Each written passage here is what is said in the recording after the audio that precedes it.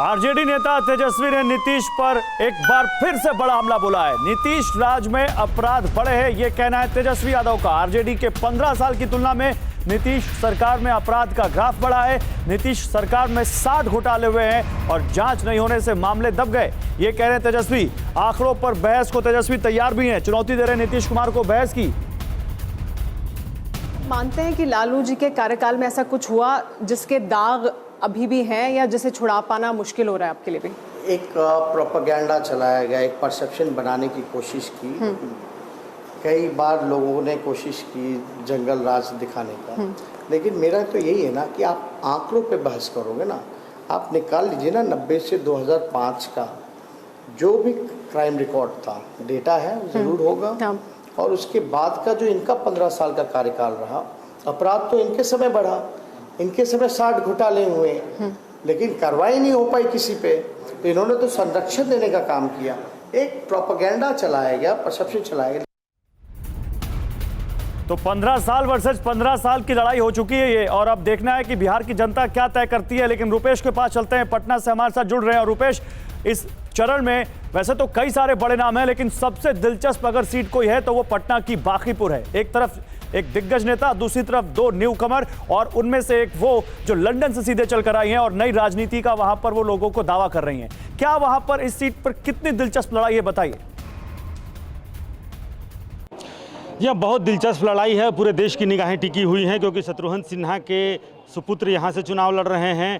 फिर नितिन नवीन हैं, वो यहाँ से चुनाव लड़ रहे हैं। पुष्पम प्रिया चौधरी भी यहाँ पे चुनाव लड़ रही हैं, वो सीधे लंदन से आई हैं। उनके अपने मुद्दे हैं, बिहार की बात कर रही हैं और कह रही हैं कि अगर वो मुख्यमंत्री, और वो सीधे मुख्यमंत्री के उम्मीदवार के तौर पे ही यहाँ लैंड हुई हैं। वो कह रही है 3 महीने के अंदर हम बिहार को विकसित राज्य बना देंगे।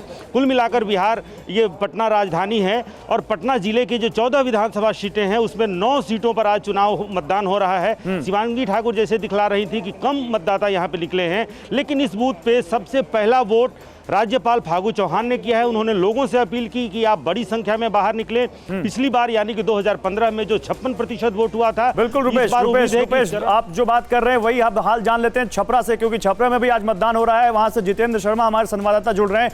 जितेंद्र, छपरा में कुछ दिन पहले प्रधानमंत्री नरेंद्र मोदी ने रैली की और बहुत तगड़े हमले किए उन्होंने महागठबंधन पर।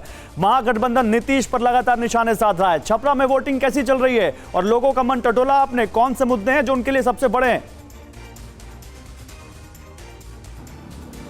जी बिल्कुल, देखिए मुद्दा विकास का ही है। और सुबह जैसे ही 7 बजे वोटिंग शुरू हुई, बड़ी संख्या में छपरा में लोगों ने वोटिंग बूथ पर, पोलिंग बूथ पर आना शुरू कर दिया था। लंबी कतार दिखाई दी, महिलाएं भी काफ़ी मौजूद थी वहाँ पर अपने मतदान के अधिकार का इस्तेमाल करने के लिए। लेकिन खास बात अगर हम बात करें तो परसा सीट की है, जहाँ पर चंद्रिका राय, जो कि लालू प्रसाद यादव के समधी हैं, वो यहाँ चुनावी मैदान में उतरे हैं। पहली बार जेडीयू के टिकट पर चुनाव लड़ रहे हैं। इससे पहले जैसे ही पारिवारिक कलेश हुआ, उसके बाद वो आरजेडी को छोड़कर जेडीयू में चले गए थे। और जो जेडीयू के कैंडिडेट थे छोटे लाल, वो इस वक्त आरजेडी के टिकट पर चुनाव लड़ रहे हैं। और इसके अलावा जो राजीव प्रताप रूडी के बेहद करीबी हैं राकेश सिंह, वो लोकसभा के टिकट पर यहाँ से चुनाव लड़ते। तो कहा जा सकता है जो सीट है, इस सीट पर ठीक है। शुक्रिया जितेंद्र आपका इन तमाम जानकारियों के लिए। फिक्र आपकी, सोमवार से शुक्रवार रात 9 बजे सिर्फ TV9 भारतवर्ष पर।